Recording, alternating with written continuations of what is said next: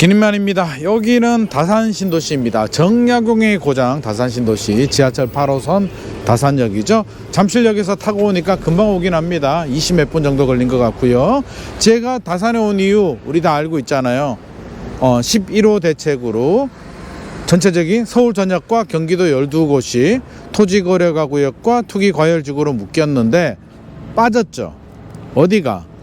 남양주, 구리, 동탄 같은 수도권의 핵심 동쪽 지역들이 빠져버렸습니다. 그러다 보니까 풍선 효과가 생기고 있는데 어떤 상황인지, 진짜 풍선 효과가 제대로 생긴 건지 그냥 언론에서 하는 말인지 오늘 다산자이 아이비 플레이스 임장을 통해서 한번 현장 소식 생생하게 전해드리도록 하겠습니다.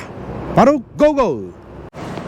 지하철 8호선 다산역 5번 출구 딱 나오면 다산신도시에서 가장 인기 있는 아파트 다산자이 아이비 플레이스가 딱 하니 있습니다. 딱 보니까 이 아파트가 왜 랜드마크인지 느낌이 옵니다. 지하철 8호선 바로 역세권에 직결 통로인 그 6번 출구가 지금 공사 중인데 바로 연결이 된다라고 하고요. 단지 앞에 이렇게 중심 상업지역 상가들이 있습니다. 이게 뭐 학원들도 있고 편의시설도 있기 때문에 살기가 너무 편리하죠. 교육, 역세권, 편의시설이 다 갖춰져 있기 때문에 인기가 높을 수밖에 없고요.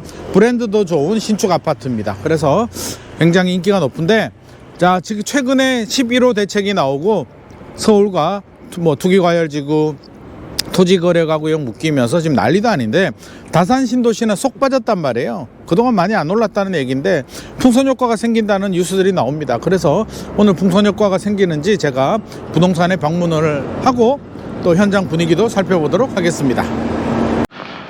다산자이 아이비 플레이스 단지 안으로 들어왔습니다. 아파트 잘 만들었네요. 조용하고 조경도 좋고 브랜드도 좋고 아파트 굉장히 마음에 듭니다. 자, 준공연도는 2021년 1월입니다. 2021년 1월에 입주한 따끈따끈한 신축 새 아파트고요. 세대수는 967세대, 거의 1000세대 가깝네요. 용적률은 349%, 좀 높긴 한데 앞에 주상복합 앞동에는 이렇게 만들어져 있기 때문에 용적률을 높게 적용을 했습니다. 역 주변이다 보니까 아무래도 용적률이 용도 지역이 아마 준주거 지역이 아니었나 싶고요. 현장 분위기 제가 현장 부동산에 방문해서 여쭤보니까 저는 뭐 동탄 신도시처럼 막 사람들이 몰려와서 매물이 하나도 다 없어지고 1억 2억씩 오르고 할 줄 알았는데 아직 그 정도 분위기는 아닌 것 같습니다. 대신 거래는 굉장히 활발하다고 합니다. 나와 있는 매물들이 싹 다 거래가 되고 저가 매물들 위주로 거래가 다 되어버렸다는 거죠. 팔 수 있는 물건들은 쭉쭉쭉 빠지고 있고 일부 집주인들은 호가를 올리거나 매물을 회수하고 있는데 그럼에도 불구하고 모든 매물이 다 회수되는 건 아니고 팔 사람들은 팔고 회수할 사람들은 회수하고 이렇게 순서 정리라고 할까요? 손바뀜이 일어나고 있는 상황이라고 합니다. 팔고 어디 가냐라고 물어보니까 계획이 있던, 원래 계획을 했던 나 이 실거주 할 거야, 토지거래 허가 구역으로 지정이 돼도 서울로 갈 거야, 뭐 이런 수요들은 팔고 이번 기회에 물 들어왔을 때 이때 팔자라고 해서 팔고 갈아타는 분들도 있다라고 하고요. 안 파는 분들도 있고 굉장히 손바뀜이 활발한 상황입니다. 부동산 입장에서는 오히려 이런 분위기가 좋아요. 거래도 잘 되고, 왜? 거래하려고 하는데 매물 막 회수하고 거래 안 되면 속상한데 오히려 이럴 때 거래 잘 되고 회수할 거 회수하고 나와 있는 매물 거래가 되고 새로운 사람들 들어오고 이런 게 오히려 더 좋은 상황입니다. 현장 부동산 입장에서는 그렇고요. 부동산 시장 상황에서도 그렇습니다. 자, 제가 둘러보고 있는데 여기 조경시설들도 잘 만들어져 있고요. 주민 휴게 쉼터도 좋네요. 조경도 좋습니다. 가격도 한번 볼게요. 가격 11억 정도, 2025년 올해 10월에 11억 거래가 되고 10억 9천 정도 거래가 됐으니까 11억 정도인데 이게 가격이 크게 안 올랐어요. 작년 2024년에 최고 가격이 11억 3,500이었거든요 그러니까 오히려 작년보다 안 올랐어. 서울이나 서울의 한강벨트, 경기의 경부벨트, 그러니까 분당, 판교, 과천 이런 곳들은 천정부지 올랐잖아요. 한 30% 넘게 올랐는데 25억 아파트가 30억이 가고 14억 15억 아파트가 20억 25억 가고 막 이런 상황인데 다산신도시는 거의 안 올랐습니다. 역설적으로 말하면 이게 저평가일 수도 있는 거죠. 남들 다 올랐는데 혼자 안 올랐는데 다른 지역들은 규제지역 지정이 되다 보니까 이제 풍선 효과가 생기죠. 그러면 자연스럽게 키 맞추기가 가능한 상황인 것 같습니다. 전세 가격을 보니까 서울은 전세 가율이 30%대밖에 안 되거든요. 왜냐하면 매매 가격이 먼저 치고 올라가고 전세 가격이 그걸 따라가지 못하다 보니까 전세 가율이 떨어졌는데 근데 다산은 지금 거래는 11억 거래가 됐고요. 9월에 전세는 6억 8천, 6억 6천, 6억 3천, 5억 5천에도 거래가 됐습니다. 갱신 계약은 4억 7천이니까 신규 계약은 거의 6억 8천 정도예요. 그러니까 한 5억 정도 있으면 갭 투자도 가능합니다. 제가 뭐 갭 투자를 하라는 얘기가 아니라 실거주를 하려고 하는데 자금 마련이 부족하거나 대출이 잘 안 나와서 어려운 분들, 또 다산 신도시에 거주하시는 분들, 지하철 8호선 타니까 금방 오잖아요. 그래서 11억 정도면 11억에 다산 신도시 초역세권에 인프라가 좋은 아파트, 신축 아파트에 거주할 수 있다. 잠실까지 뭐 한 25분 정도 걸린다 라고 한다면 실거주자 입장에서는 뭐 마다할 필요가 없지 않나, 저는 오히려 기회가 아닐까 싶습니다. 그래서 제일 좋은 아파트가 그렇고, 옆에 롯데캐슬 같은 경우는 전용 84가 9억 정도 하고, 힐스테이트는 뭐 공원 뷰가 나오면 10억 정도 한다고 하니까, 예전에는 와 10억이야 경기도가? 라고 할 수도 있겠습니다만, 지금 신축 아파트가 또 역세권에 신도시에 이 정도 인프라라면 저는 괜찮다. 오히려 작년보다 하나도 안 올랐다는 게 오히려 지금은 더 장점이 되지 않나 생각이 됩니다. 오늘은 다산 신도시에서 가장 인기 있는 아파트 다산자이 아이비 플레이스 임장을 했습니다. 저는 궁금했어요. 11호 대책 발표 이후에 토지거래허가구역, 투기과열지구, 서울 전역과 경기도 12곳이 묶였단 말이에요.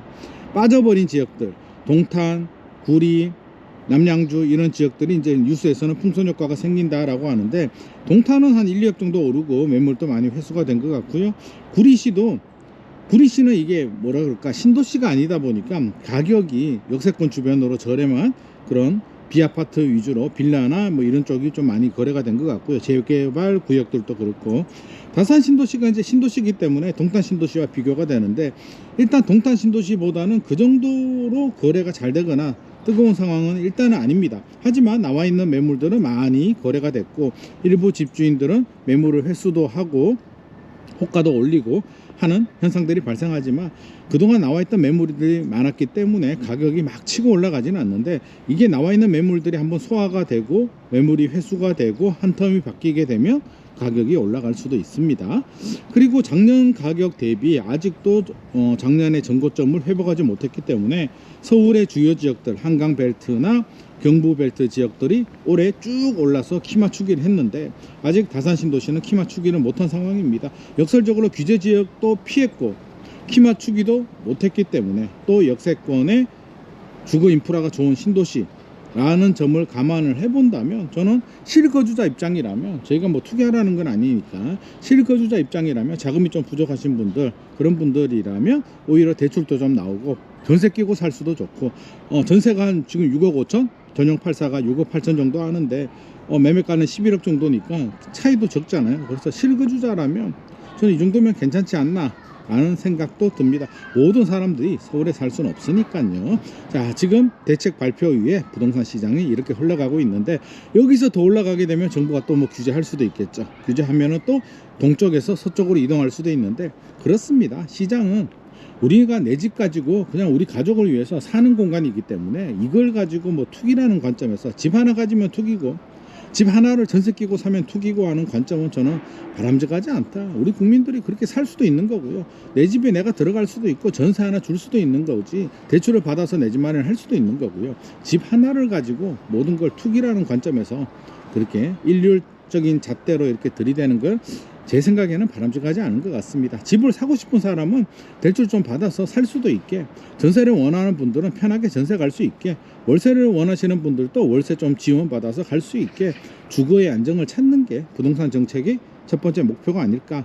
다주택자들 뭐 무자본 갭 투자 해가지고 수십 채씩 투자해서 세입자들을 깡통 전세 만드는 그런 거는 엄벌을 해야 되겠습니다만, 1주택을 가지고 이렇게 너무 지나친 규제, 결국 서울은 수요 과잉, 공급 부족 지역이기 때문에 수요 분산에 실패한 문제를 당장 공급을 늘릴 수도 없는데, 그렇다고 해서 1주택자들을 이렇게 강하게 압박하는 건 바람직하지 않은 것 같습니다. 자, 오늘 다산 신도시에 와서 또 부동산 정책, 또 상황에 맞춰서 현장 분위기도 좀 살펴봤고요. 부동산 정책의 방향성에 대해서도 이야기를 좀 했습니다. 오늘의 내용이 도움이 되셨다면 좋아요와 구독 부탁드립니다.